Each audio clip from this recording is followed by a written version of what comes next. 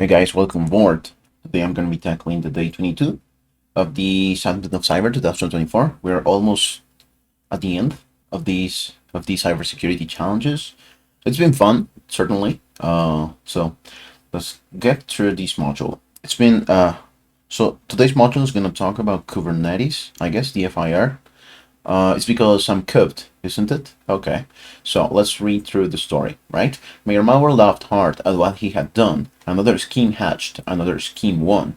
But a thought passed the mayor, that thought then passed twice. The list soon to come, the town's naughty or nice.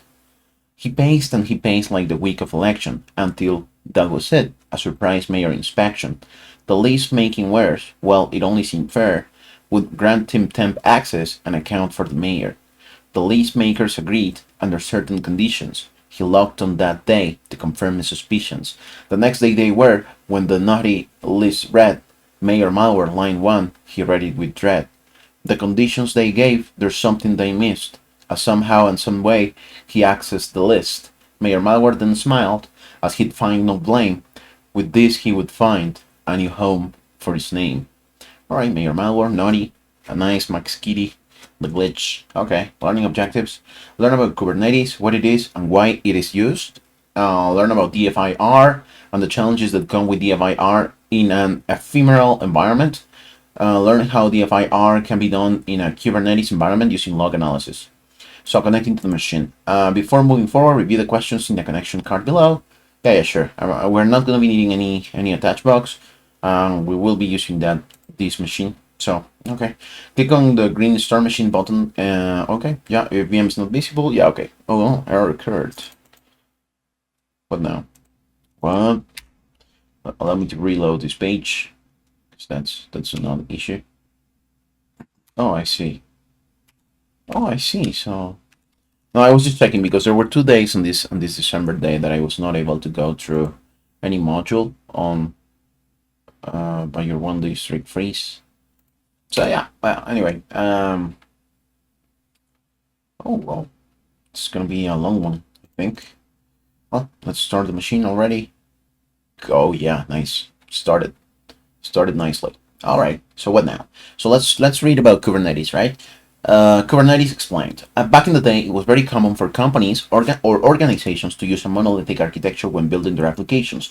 A monolithic architecture is an application built as a single unit, a single code base, and usually a single executable deployed as a single component. For many companies, this worked and still does to this day. However, for some companies, this style of architecture was causing problems, especially when it came to scaling, right? The problem with monolithic applications is that if one single part of the application needs scaling, the whole application has to be scaled with it. It would make far more sense for companies with applications that receive fluctuating levels of demand across their parts to break the application down component by component and run them as their own microservices. That way, if one microservice starts to receive an increase in demand, it can be scaled up rather than the entire application. Makes sense, right? So the great microservice adoption. Microservices architecture was adopted by companies like Netflix, which is a perfect example of the hypothetical company discussed above. Their need to scale up services dedicated to streaming when a new title is released, while services dedicated to user registration, billing, etc. won't need the same scaling level. Okay, I understand. So basically, a new title is released. It made microservices architecture a no-brainer, right? As time went by, companies similar to Netflix hopped aboard the microservice express, and it became very widely adopted. Now, as for the hosting of these microservices, containers were chosen due to their lightweight nature. Only as you may imagine, an application of this scale can require hundreds, even thousands of containers. Suddenly, a tool was needed to organize and manage these containers, and I assume that's where Kubernetes come into the picture, right? Introducing Kubernetes. Well, you guessed it. That's exactly what Kubernetes was made for. Kubernetes is a container orchestration system. Imagine one of those microservices mentioned earlier is running in a container, and suddenly there's an increase in traffic, and this one container can no longer handle all requests. The solution to this problem is to have another container spun up for this microservice and balance the traffic between the two. Kubernetes takes care of this solution for you, orchestrating those containers when needed. So that makes things a lot easier for everyone involved, right? And it's because of this, along with the widespread adoption of microservices architecture, that Kubernetes is so ubiquitous. in the digital landscape today. This popularity means that it's highly portable, as no matter what technology stack is being used, it's very likely Kubernetes integration is available. This, along with the fact it can help make an application highly available and scalable, makes Kubernetes a no-brainer, right?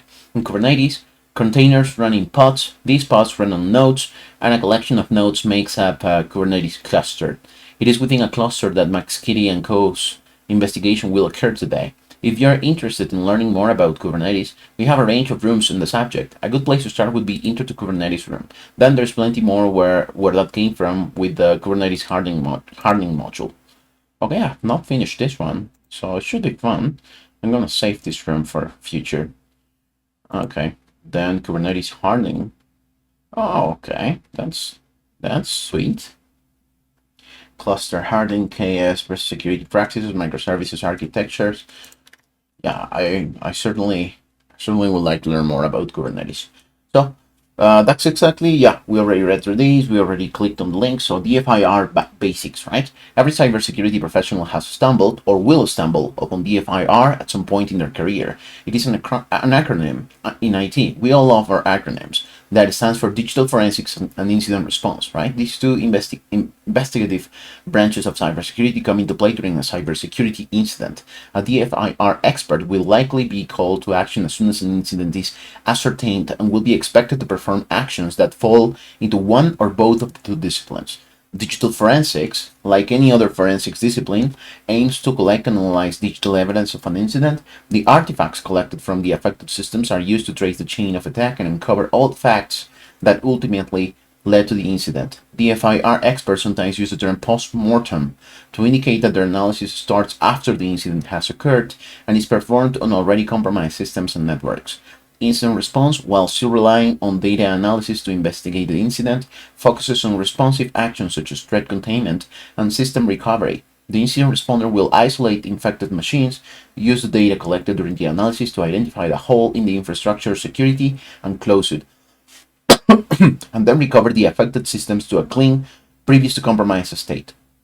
Alright, so picture the incident responder as an emergency first responder whose aim is to contain the damage, extinguish the fire, and find and stabilize all the victims. On the other hand, the digital forensics analyst is the crime scene investigator, CSI, or detective trying to recreate the crime scene and ultimately find evidence to identify and frame the criminal, right? Both roles are expected to document all findings thoroughly. The incident responder will present them to explain how the incident happened and what can be learned from it, ultimately proposing changes to improve the security stance of the entity affected by the incident. The digital forensics analyst will use the findings to demonstrate the attacker's actions and eventually testify against them in court. In the task at hand, we will help McSkitty and the glitch become digital forensic analysts and retrace the malicious actor's steps. We will especially focus on collecting evidence and artifacts to uncover the perpetrator and present our analysis to Warville townspeople. Alright, excruciatingly ephemeral. DFIR can be a lot of fun. It's easy to feel like a digital detective, analyzing the crime scene and connecting the dots to create a narrative string of events explaining what happened. If the crime scene vanished into thin air moments after the crime was committed, that is a problem we face regularly when carrying out DFIR in a Kubernetes environment. This is because, as mentioned, Kubernetes workloads run in containers. It is very common that a container will have a very short lifespan, either spun up to run a job quickly or to handle increased load, etc. before being spun back down again. In fact, in this year's 2024 Cloud Native Security and Usage Report, SysDig, found that 70% of containers live less than 5 minutes. Okay. So what can we do about it? Well, not to worry. It just means we have to expand our digital detective toolkit. The key to keeping track of the ongoings in your often ephemeral workloads within your Kubernetes environment is increasing visibility. There are a few ways we can do this. One way is by enabling Kubernetes audit logging, a function that Kubernetes provides, allowing for requests to the API to be captured at various stages. For example, if a user makes a request to delete a pod, this request can be captured, and while the pod will be deleted and logs contained within lost, the request made to delete it will be persisted in the audit logs. I see. So what requests or events are captured, requests or events are captured can be defined with an audit policy. We can use these audit logs to answer questions which will help us in a security DFIR context, such as what happened, when did it happen, who initiated it, to what did it happen, where was it observed, from where was it initiated and to where was it going, right? So of course, this just scratches the surface in terms of the level of visibility we can achieve in our Kubernetes environment. We can feed these audit logs as well as events from other security relevant sources into runtime security tools, which help transform these raw events into actionable data, which can then be visualized using yet more tools. A digital detective should definitely invest in an extra large toolkit. If you want to learn more on that subject, check out the Kubernetes Runtime Security Room. Kubernetes Runtime Security, I guess this is the one, right? I guess, yeah. Okay, that's sweet. Following that cookie crumbs. So let's start our investigation. As mentioned before, some of the log sources would disappear as their sources, like bots, are ephemeral, right?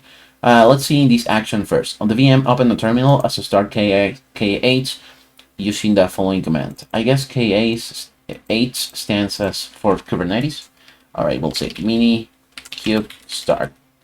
All right. So it will take roughly 3 minutes for the cluster to configure itself and start. You can verify that the cluster is up and running using the following command. All right, kube get pods minus n whereville. Okay, so I guess the name of the cluster is whereville. If all the pods are up and running based on their status, you're ready to go. This will take another 2 minutes since we know that the web application was compromised. Let's connect to that pod and see if we can recover any logs. Connect to the pod using the following command. Okay. We're going to be running kubectl exec minus n whereville naughty or nice dash it and then bin bash. All right. Once connected, let's review the Apache 2's access log. Okay, so we are going to be checking this.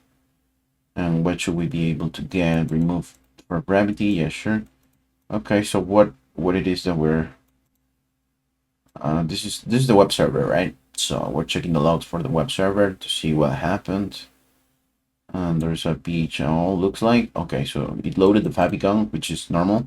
And then there looks like there was some PHP file, and then it allowed the user to run some commands, which is not bueno, right? Okay, but let's see. Suddenly we only see the logs from the 28th of October when our attack occurred later on.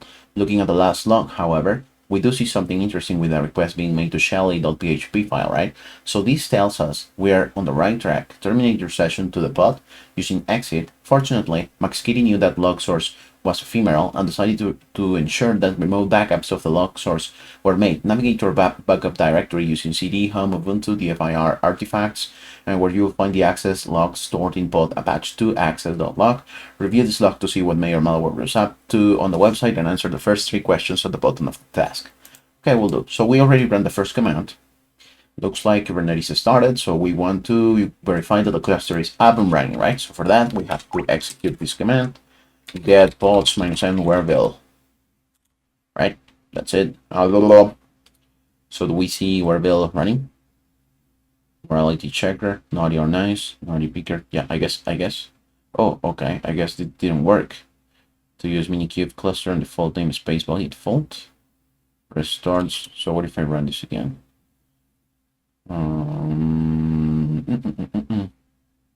Looks like they're not running. Based on you're ready to go. This will take another 2 minutes since we know the web application was compromised. Let's connect to the pod and see if we can recover any logs. Okay, so they're telling me that this could take up to 2 minutes for them to be up and running. Is that it? 3 minutes for the cluster to configure itself and start. You can verify the cluster is up and running using the following command. If all the pods are up and running based on their status, you're ready to go. This will take another 2 minutes since we know that the web application was compromised. Let's connect to that pod. Okay, so it'll take a bit, I guess. Okay, now it's running, so it's sweet. All right, so it's running, yeah. Let's connect to the pod and see if we can recover any logs, right? Connect to the pod using the following command. So kubectl exec parameter n whereville naughty or nice minus it bin bash. What do we get? Once connected, let's review the Apache 2 access log, right? So cat bar log Apache 2 and then access.log. Okay, what now?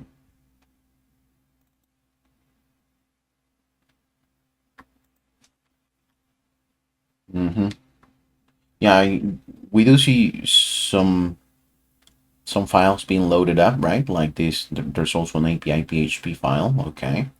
But we do see that last bit, right? Which is the one that executed the command, which they also took note of. So they told us to exit, where's that? Yeah, terminate your session with the pod using exit. Yeah, that's what they want to do. And now they all save these logs somewhere, right? Where am I? Okay, so let's DFIR. Then let's go to, this is where we should have, yeah, okay, I see that.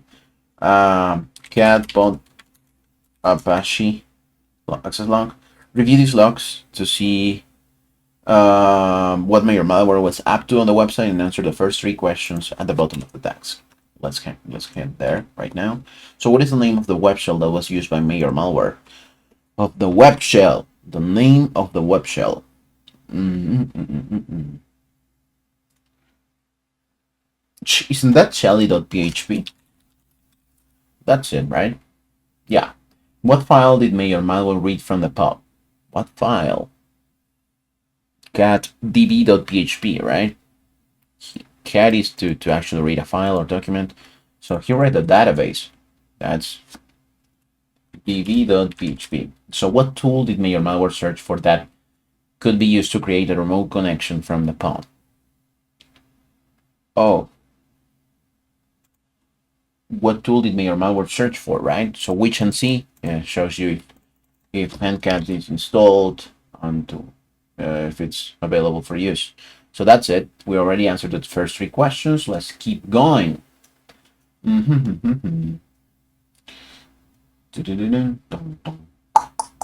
are we? Damn, this long. Still not there. Okay, here. First 3 questions. Sadly, our investigation hits a bit of a brick wall here. Firstly, because the pod was configured using a port forward. We don't see the actual IP that was used to connect to the instance. Also, we still don't fully understand how the web shell found its way into the pod. However, we rebooted the cluster and the web shell was present, meaning it must live within the actual image of the pod itself. That means we need to investigate the Docker image registry itself. To view the registry container ID, run the following command. So Docker, yes. Yeah, okay. So we do see that removed from Gravity. Yeah, 9 months ago, 2 months ago, entry point.sh. Okay, so now let's connect to the instance to see if we have any logs. So Docker exec container name ID ls minus a all l bar log, right? Docker what? No such container. Oh yeah, I have to specify the container, which is Wareville? Is that the name of the container? What is the name of the container, boy? Container ID? I see, instead of container ID or, okay, container name or container ID. I understand that. So, that means we need to investigate the image registry. Run the following command. Okay. So we got that.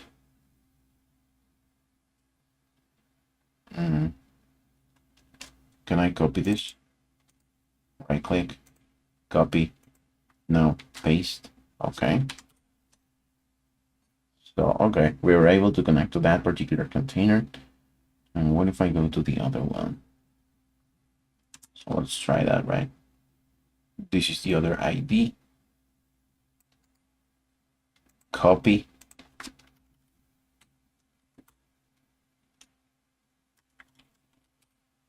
Yep. Okay. Alternatives log. So this didn't give us anything. But the second one, which is where we're running the Kubernetes, we have some containers and pods that we can see. Okay, okay. Now let's connect to the instance to see if we have any logs. We already connected. Again, we hit a wall since we don't have any registry logs. Luckily, Docker itself would keep logs for us. Let's pull these logs using the following: Docker logs, and then the container name, and then or ID, right? So Docker logs. Let's run it for the first one. Copy. What is it that we have? Do we have any logs for this particular one? Okay, I see some logs. Removed for Gravity. Okay, now we have something we can use. These logs have been pulled for you and are stored in the home Ubuntu Docker registry logs file. Okay, we'll start by seeing all the different connections that were made to the registry by searching for the head HTTP request code and restricting it down to only the first item, which is the IP. Alrighty, so we're already in that particular folder. Cat Docker registry log. Okay, and then we're gonna grab by head, and then we're gonna pipe this cat -d space -f1. This one, right? So the first. All right.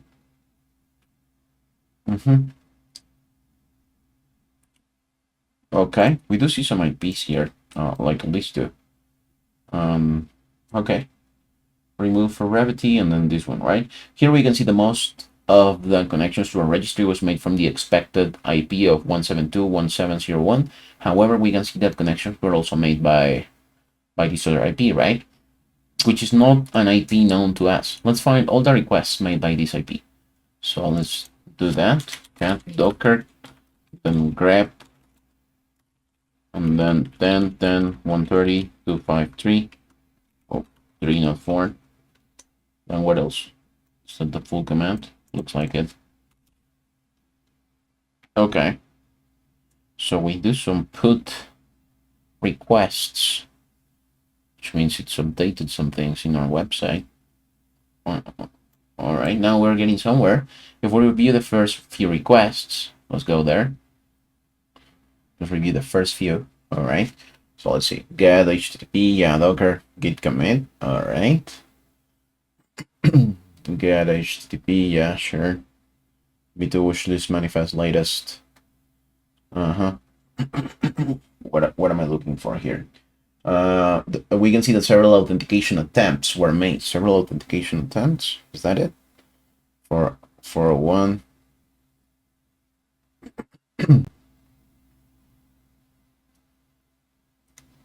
Upstream. Linux.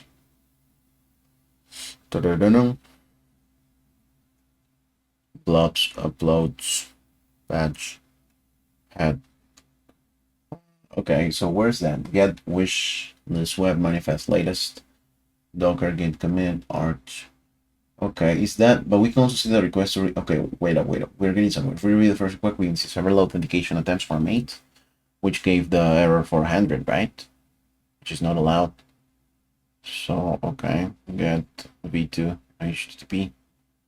Yeah. Okay, so I guess these are the failed authentication attempts. We can also see that the request to read the manifest for the wishlist web image was made, right? Wishlist web manifest latest. Yeah, you were trying to get that particular file to read, I guess, which succeeded, right? Did it succeed or not? Get 404, not really.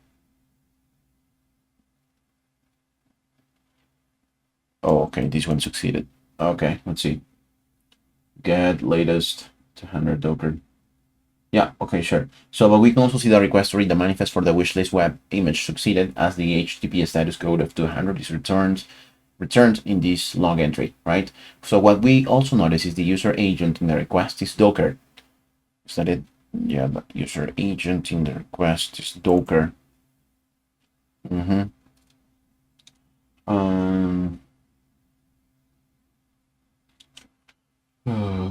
mean, this was a request made through the Docker CLI to pull the image. This is confirmed as we see several requests then to download the image. From this, we'll learn several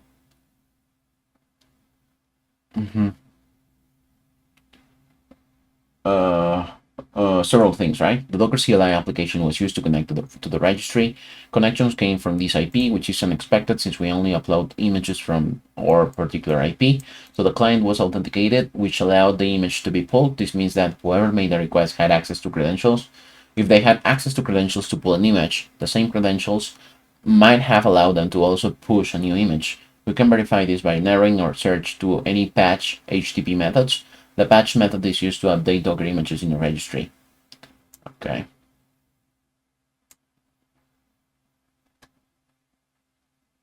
We did see some patch, right? Uploads. Yeah.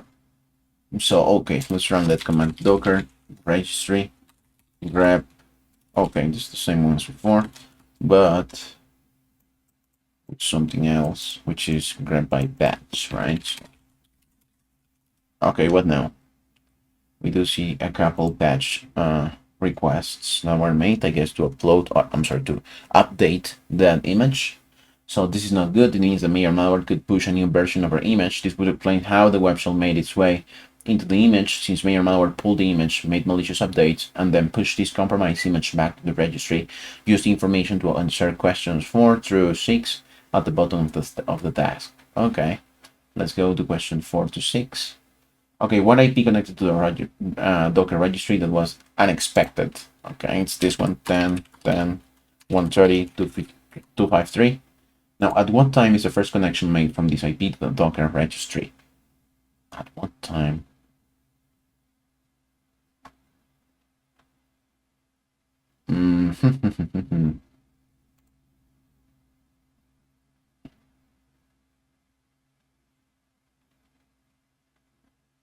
This is the first one, right? At what time is the first connection made from this IP to the Docker registry? So this is the one. So the next question we can't answer because they told us from 4 to 6 only. So let's keep going. And where were we? Here. Okay. User credentials, blah, blah, blah. This is not good. Mr. Miyamawa could push a new version of our image, which he did. This would explain how the web shell made its way into the image. Since Miyamawa pulled the image, made malicious updates, and then pushed this compromised image back to the registry. Use the information to answer questions 4 through 6. Yeah. Now that we know Mayor Malware had access to the credentials of the Docker registry, we need to learn how he could have gained access to them. We use these credentials in our Kubernetes cluster to read the image from the registry. So let's see what could have happened to disclose them. Okay, so it looks like an attack happened by an authenticated Docker registry push. Now it's time to return to our Kubernetes environment and determine how this was possible.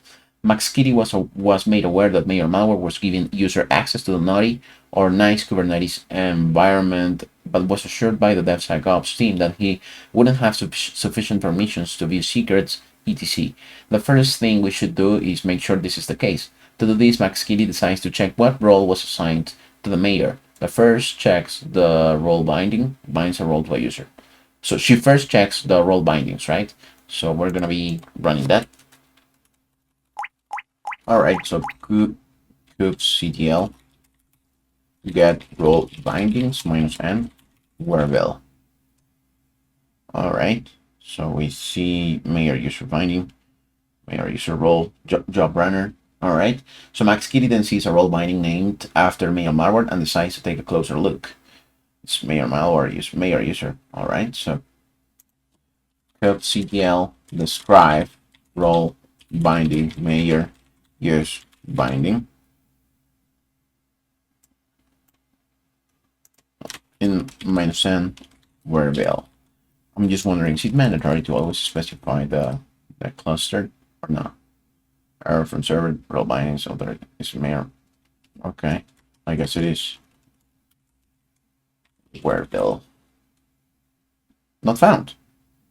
Describe role binding and then mayor use binding. Why? What am I doing wrong here? Mayor use binding. Mayor user. No use user. All right.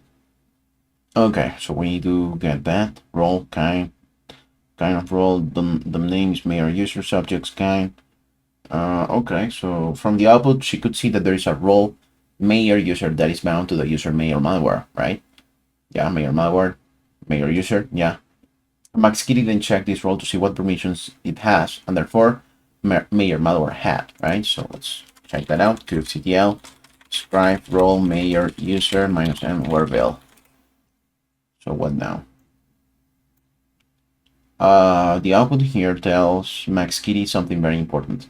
A lot of the permissions listed here are as you would expect for a non-admin user in Kubernetes environment. Okay, let's read to them. Create get list describe, and get list watch. pods. Okay, so tells MaxKitty something very important. A lot of the permissions listed here are, as you would expect, for a non-admin user in a Kubernetes environment. All of these except for the permission associated with pods exec, right? Okay, so exec allows the user to shell into the containers running within the pod. This gives MaxKitty an idea of what Mayor Malware might have done. To confirm her suspicion, she checks the audit logs for Mayor Malware's activity. So let's check it out. Cat audit log, and then grep color always user, and then username Mayor Malware, grep color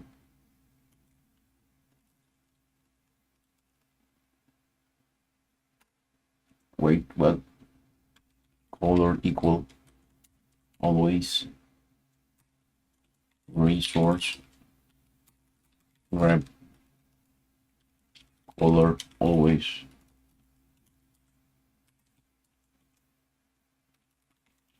verb. This returns a lot of logs. Let's go through them as MaxKitty starts to form the attack path taken by Mayor Malware. So let's see.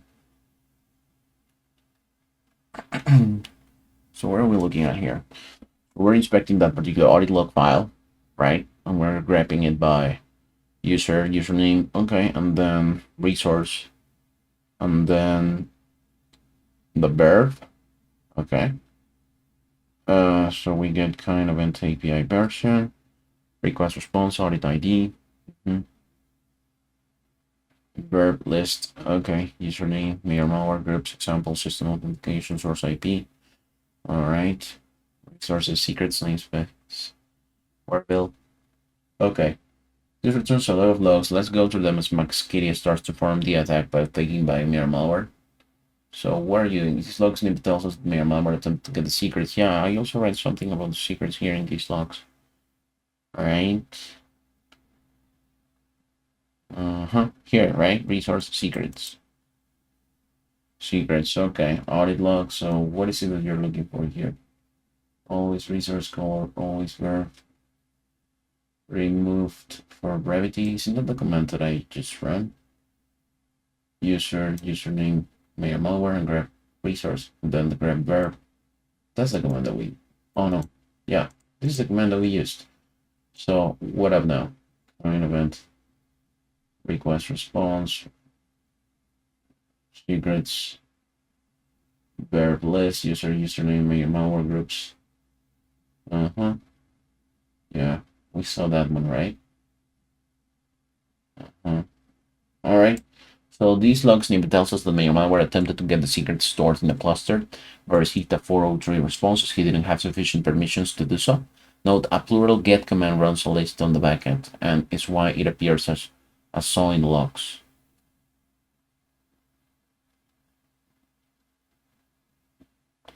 A plural runs a list on the backend. Okay.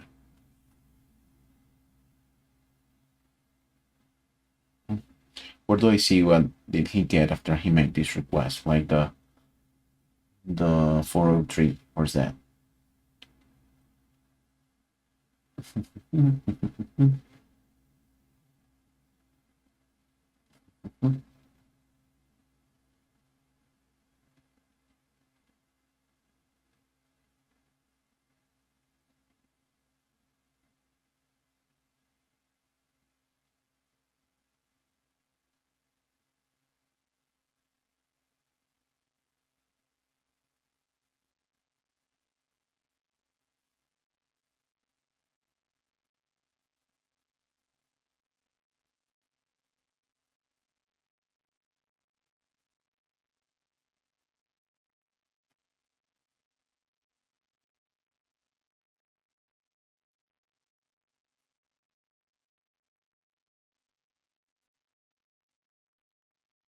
Is this the one?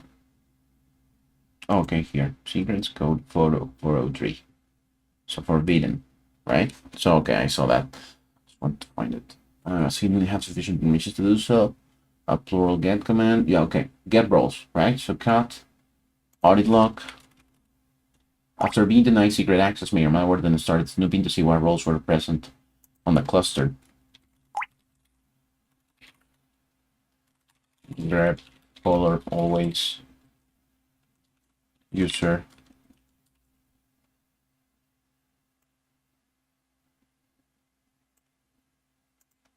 username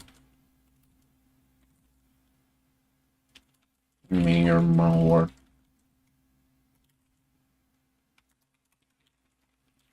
color always resource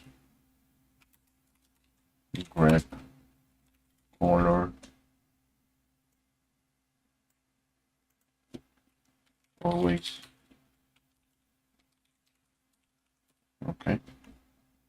What did I do wrong? Username.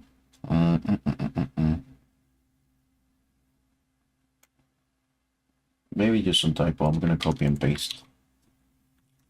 Okay.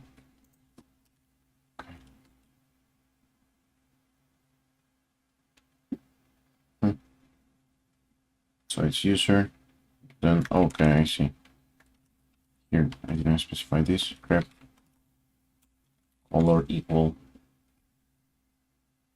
After specifying the user, color always resource. Resource.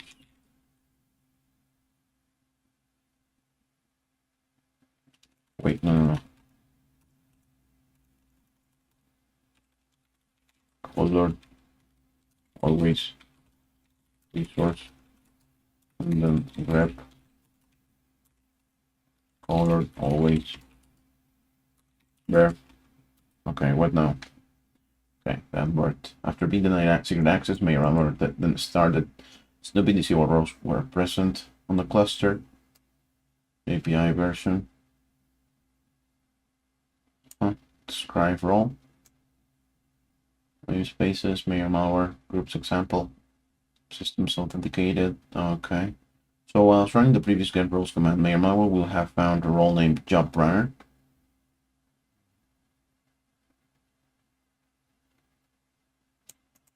These logs tells us that may or malware then described this role, which would have given him key access of information regarding the role. Most importantly for an investigation, it will have told him this role has secret read access. All right.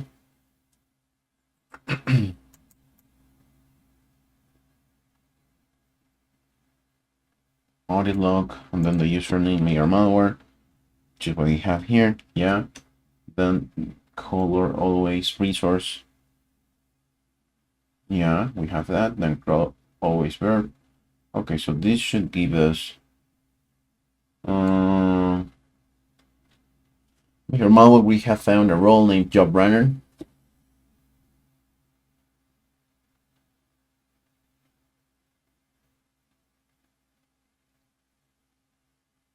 I'm looking for that.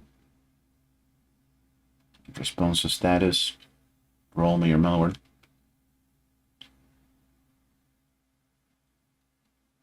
API version,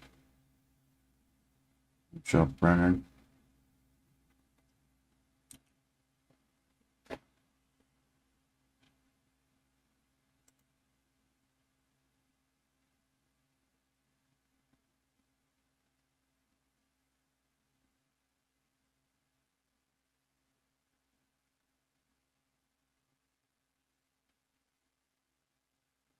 Right? Now, knowing this role can view secrets.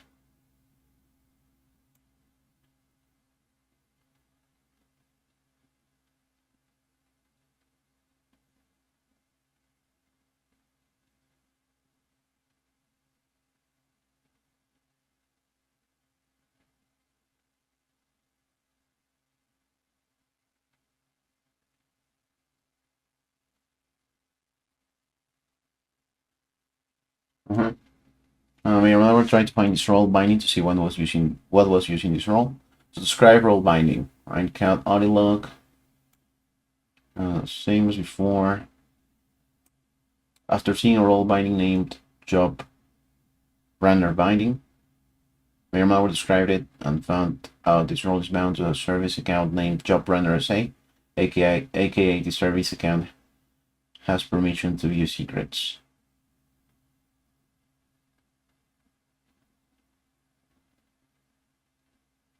Okay. Job render binding after namespace.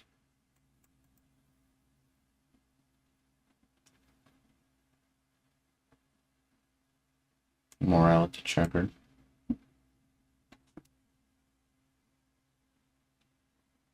That's the name of the other role, right? Or a user, I think.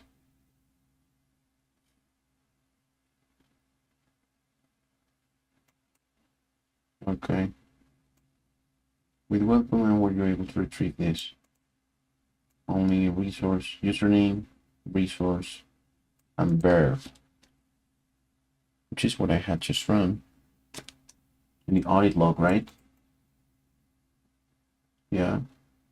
Always username malware. Yeah. Kind event API version. Audit level metadata. Audit ID B0. Okay, I'm not going to filter it by that. At least not with my eyes, right?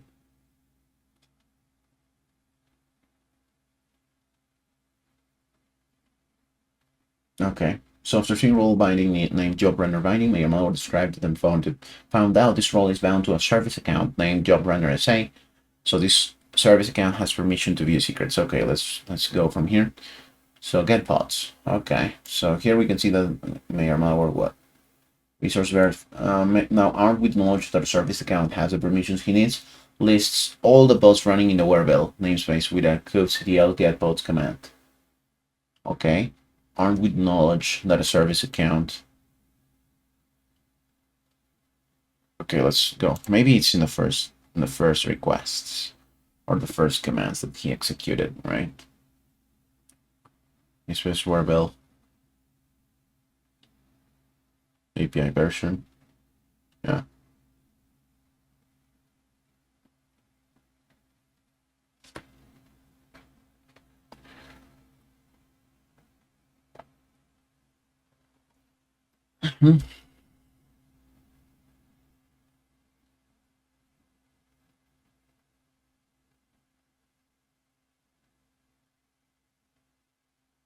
Okay.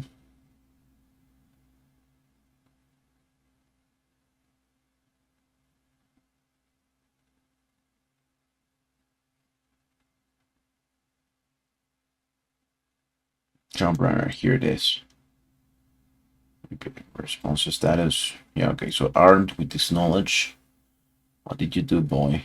You bad boy. Request received. Here we can see that Mayor malware, now armed with the knowledge that a service account has the permissions he needs, lists all the pods running in the Webel namespace in a kubectl. So this is request pods, okay? So you make a request to list all the pods. Where's that?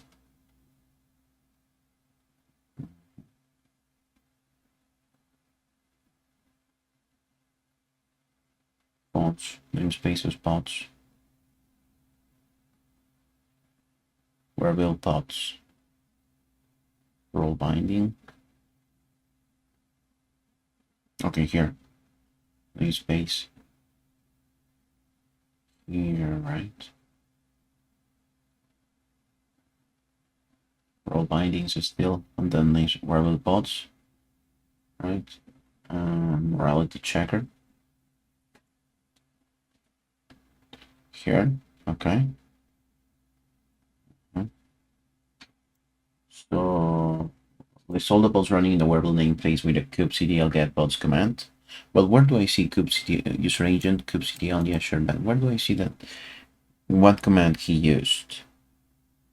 Username, sources, user agent, and then Kubernetes pods namespace, morality checker, API version.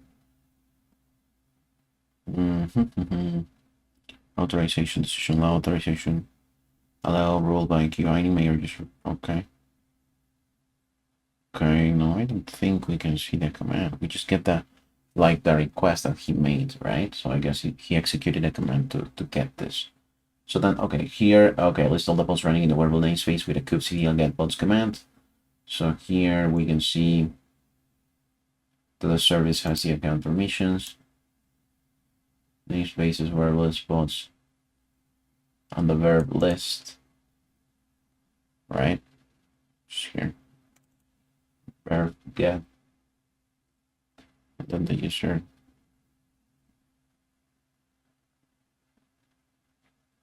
Okay. So describe pod. So this is the same command, right, that we've been running before. Mayor describes the pod as a morality checker. He then would have found out that this pod runs with the job runner SA service account attached. So meaning if he were able to gain access to this pod, he would be able to gain secret read access. So then exec, same command as before. Let's check this out. Stage, response complete, pods gets user, system authenticated, source IPs, user agent, Kubernetes, pods, namespace variable, name morality checker, response status, metadata code 200, request receive timestamp, annotations, authorization, decision allowed by role binding, overall, describes the pod as morality checker. He then would have found out this pod runs with the job runner SA service account attached, meaning that if he were able to gain access to this pod, he would be able to gain secret read access. So then, this is an event API version, metadata, response started, request URI, post morality checker, and then exec command, bin, bash, container, true, create user mirror malware groups example, system authenticated, source IPs,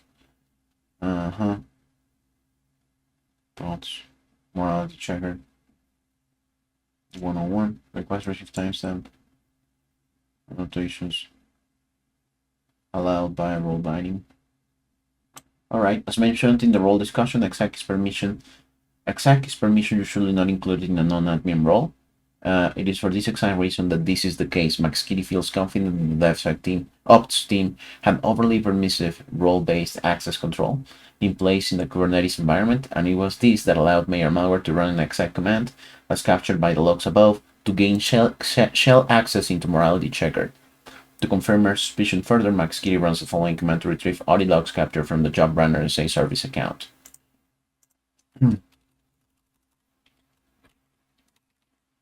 Cat audit log, then grep color always user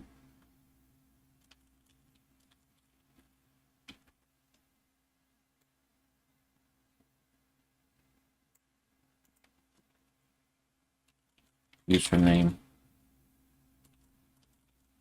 system service account where bill job runner SA, and then grep color always,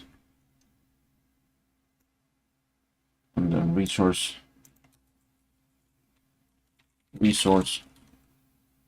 and then grep color always verb,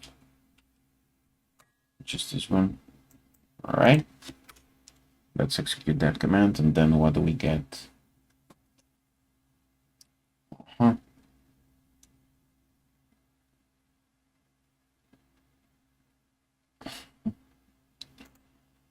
Exec is permission usually not included in a non-admin role. It is for this exact reason that this is the case. Okay, so we run this here. We can see a few commands being run. We can see Mayor malware is able to now run get commands on secrets to list them. But most importantly, we can see he has indeed been able to escalate his privileges and gain access to the pool cred secret using the job runner SA service account.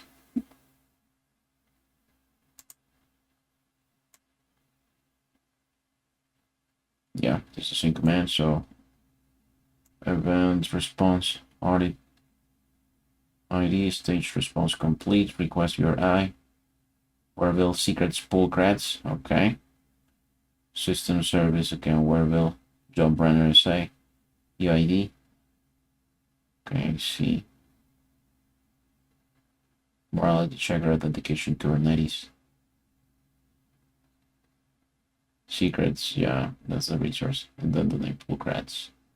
Alright, so these final bits of the puzzle resolved around the secret. Finally, she ran the command and the attack path is confirmed. So what is that command? kubectl get secret pull creds -n wareville -o JSON path and then dot data docker config JSON base 64 decode kubectl. So docker username Mr. Nice, password Mr. Naughty, and then this, yeah.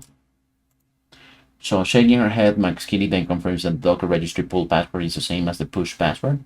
This means that after retrieving these credentials, Mayor Malware would have been able to make the Docker registry push we saw earlier and ensure that the Docker registry push, I guess, that we saw earlier, and ensure his malicious web shell was deployed into the Kubernetes environment and gain persistence. It is for this reason that push and pull credentials should always be different.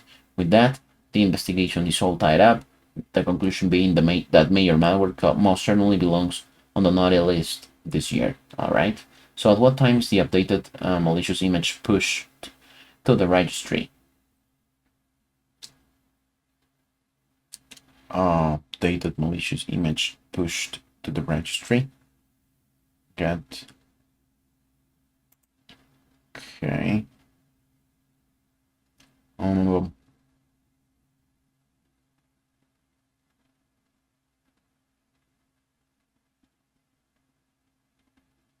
Okay, I guess we executed a command that actually showed us that. So it's Mayor Malware.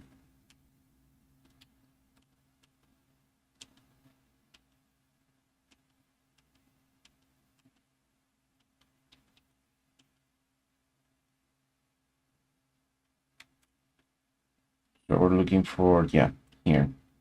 So at what time is the updated malicious image pushed to the registry? I think it is. This is uploads and then this.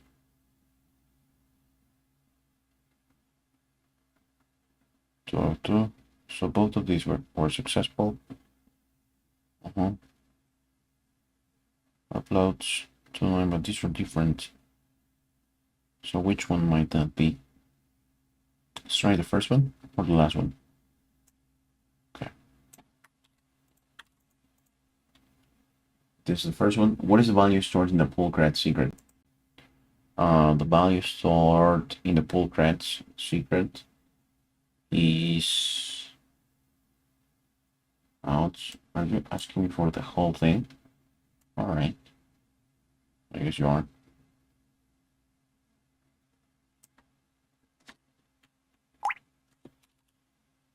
Is this everything?